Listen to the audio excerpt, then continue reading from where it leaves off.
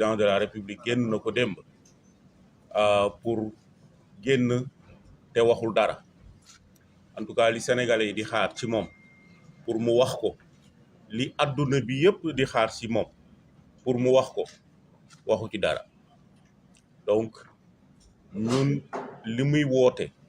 mooy concertation xawma la ko tuddee wala dialogue la ko tuddee jàpp nañ ne ñun demuñu ci yónneewuñu ci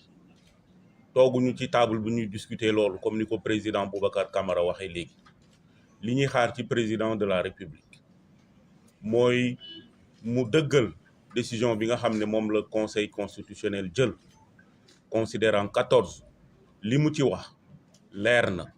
mooy président dafa war a organiser élection avant la fin de son mandat leneen lu mu def santuñu ko leneen lu mu def dilatoire la parce que ci considérant boobu conseil constitutionnel neewu ko demal nga concerté wu wala nga dialogué daf ko ne simplement administration autorité compétente yi nañu fixer la date ñun nag ci loolu la ñuy tënku foofu la ñu koy xaar donc ñuy wax ni dialogue boobu ak concertation boobu ñun duñu ci dem duñu ci yónnee loolu laa bëggoon wax du ma guddal te loolu mooy sunu position di wax nag ni am na ñoo xam ne ñu ngi xaar aussi ñu ngi leen di interpeller pour ñu wax communauté internationale gën nañ leen gën a bëgg a dégg ci li nga xam ne moo fi xew mais aussi am nañ ay kilifa fii ci réew mi ñu bëgg kilifa yi it génn wax ak président Macky Sall wax ak sénégalais yi ñu dégg bu baax a baax li nga xam ne ñu ngi koy def di leen jottali nuyoo ak yóbbante président wu sunu parti Cheikh Seydou Mouhamadou Moustapha Sy du yàgg ci fan yu néew incha allah dina génn def déclaration wax ak sénégalais yi wax ak président de la république wax ak opposition bi pour jàppale ñu ci combat bi nga xam ne combat boobu la ñu nekk donc di woote sénégalais yi mobilisation bi du jeex mobilisation bi dañ koy continuer tant que amuñu lu ñu bëgg moo tax lundi ak mardi ñu ngi xalaat moom buy dialogué ay concerté wu ñu nit dina am taxawaay boo xam ne daañu ko am incha allah lundi ak mardi collectif bi dina leen wax ban taxawaay lañ ciy am comme ça ñëpp gën a mobiliser wu. am na aussi ay mobilisation yoo xam ne prévoir nañ ko ci week-end bi ba bëgg ñëpp mobiliser wu ba li nga xam ne jàpp nañ ne jaaduwul ci réew mi élection bi ñu war a organiser à temps ñu organiser ko président le 2 avril mu jël ay bagaasam kii ñu sénégalais yi wóolu falu ñu réew mi dellu ci liggéey li ma wax démb lay waxaat tey waa Sénégal sonn nañu ci politique bu dul jeex li ñu soxla mooy dellu ci liggéey réew mi dellu ci jàmm réew mi dellu ci réconciliation nañu bàyyi caaxaan yi président de la république mënul continuer di tenir le pays en haleine comme ça nit ñi dañu sonn te réew mi kenn liggéeyatu fi réew mi kenn doxatul soxlaam parce que élection tey la suba la ginnaaw suba la semaine prochaine la mais ba kañ bu yërëmul boppam na yërëm waa Sénégal ñi ko xam ne dañ ko wóolu jox ko lépp pendant 12 ans ñu bàyyi ko mu dérouler warul def li nga xam ne mu ngi koy def donc ñuy jàpp ne c'est pas encore trop tard pour qu'il se ressaisisse et nous voulons qu'il se ressaisisse mu bàyyi li nga xam ne ci la nekk dilatoire bi amul njariñ may sant ñëpp di leen gërëm asalaamaaleykum wa rahmatullah.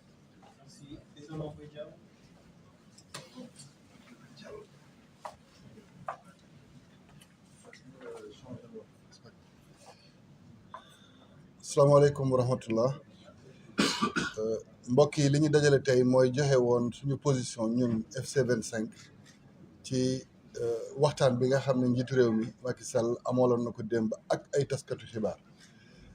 li ñuy ñaawlu nag mooy dafa am benn décision bu conseil constitutionnel jëloon le 15 février mooy la décision 1C moom mu jógee ci décision boobu le 16 mu ne dégg na li conseil constitutionnel wax liñ doon xaar moo doon mu tontu ne dinañ woo candidat yi ndax ñun defoon nañ communiqué pour wax ni ci wàllu jongante yi ñu jëm bu dee am na ku njiitu réew mi war a waxal wala ñi nga xam ne ñooy ŋànk mbirum ay jongante yi ñu jëm ñooñu bu ñuy war a waxtaan collectif candidat yi la ñu war a waxee donc ñu doon xaar donc mu tontu ci yàlla def na nag ñu ngi toll presque ci 8 jours ba léegi tontoogu ci ñu koy ñaawlu ndax dañoo jël sénégalais yi en otage dimanche bii la sénégalais yi waroon tànn ci jongante yi jëm ci premier tour mu nekk dimanche buy donc nuróojee ak dimanche bu ñuy suul démocratie wu Sénégal te loolu dafa xaw a doy waar mu war a nekk benn xeex bu nga xam ne ñu ñëpp war nañ ko xeex donc li ñuy am yéene def dimanche bi déggoon ngeen ko mooy dinañ wone ni sénégalais yi seen àq ak seen yelleef bu ñu bëggoon nangu seen loxo dinañ ko firndeel dimanche dem ci seen centre de vote yi ak benn bulletin bu rouge pour wone ni lii Macky Sall def mooy dax élection yi ci ay anam yi nga xam ne kenn xamu ko ñun rafetlu wuñ ko ñun sénégalais yi suñu àq ak suñu yelleef dinañ ko sàmmal suñu bopp. di jëm ci dialogue bi muy woote nag moom it bu soobee yàlla ñun dinañ woote suñu dialogue ak suñu ay citoyens sénégalais ndax ñun duñu dem ci dialogue bu nga xam ne lenn rek mooy objectif bi mooy wone ni sénégalais yi maanaam politiciens yi jubóowuñu ci lu ñuy déroulé ndax boo boolee ñi bokkul objectif naturellement ay désaccord ngay am donc ñu koy ñaawlu li ñu bëgg nag mooy jiitu réew mi xam ni ko sartu réew mi mayee ay sañ-sañ noonu la mayee assemblée nationale sañ-sañ noonu la mayee magistrature sañ-sañ te donc conseil constitutionnel bi nga xam ne moom mooy atte ci mbirum élection c'est le juge des élections moom moo ko ne doxalal ni mu waree avant le 2 avril selon le considérant 14 pour que jongante yi am donc ñun ñu ngi koy wax ni lii moo ko desee ci digganteem ak sénégalais yi mu sàmm ko pour jàmm réew mi ndax jàmm réew mi du mbiru politicien mbiru ay institution la mbiru ay compétition yi nga xam ne dina indi respiration buy tax ba jàmm am ci réew mi donc mesdames et messieurs le collectif FC25 qui vous a invité aujourd'hui à ce point de presse vient réagir à l'entretien que le président de la République a accordé à la presse hier, lequel entretien nous a tous laissés déçus parce que nous attendions que le président de la République dise dans quelles conditions la décision 1C du Conseil constitutionnel du 15 février devait être appliquée. Malheureusement, contrairement à sa lettre du 16 où il disait prendre acte de cette décision, nous voyons qu'il ouvre d'autres brèches. Il lui était demandé dans cette décision, au plus vite, d'organiser les concertations qu'il fallait pour que le scrutin se tienne et que cela se tienne dans les conditions normales avant le 2 avril. Nous avons entendu le chef de l'État parler de concertation avec des acteurs politiques qui ont des intérêts concurrents. Donc nous pensons que le seul objectif qui est visé dans cette discussion, c'est de montrer à la face du Sénégal que les politiques ne sont pas d'accord sur le déroulé. Donc, puisque nous connaissons son objectif, nous refusons d'aller à ce dialogue. Le seul dialogue que nous acceptons, c'est le dialogue que nous avions préalablement défini en disant que les seuls interlocuteurs des autorités en charge des élections,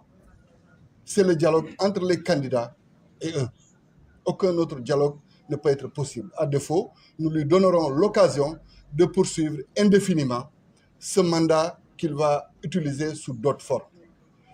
Nous avons entendu la communauté internationale réagir hier. Ce qui est dangereux, c'est que dans cette communication, la communauté internationale semble dire que le 2 avril est consacré comme la fin du mandat et qu'ils s'en réjouissent. S'ils veulent aider le Sénégal, qu'ils comprennent que leur responsabilité, c'est d'être aux côtés des Sénégalais qui sont fatigués par cette crise qui ne finit pas. Et que donc cette pression qu'ils ont maintenue pendant tout ce temps-là, pour que les élections se tiennent à bonne date, ou à défaut qu'elles se tiennent le plus régulièrement du monde, que cette communauté internationale continue de comprendre que le Sénégal n'est pas prêt pour le moment à tenir cette élection à cause justement des manquements de l'exécutif sur le déroulé de la procédure. Donc nous les invitons à être aussi mobilisés que les Sénégalais qui vont l'être et que résolument, ce dimanche, les Sénégalais montreront que le droit au vote qui leur a été volé va être consacré par un bulletin rouge pour montrer que c'est la fin c'est le début du processus qui mène à la fin du mandat de Macky Sall qui s'arrête le 2 avril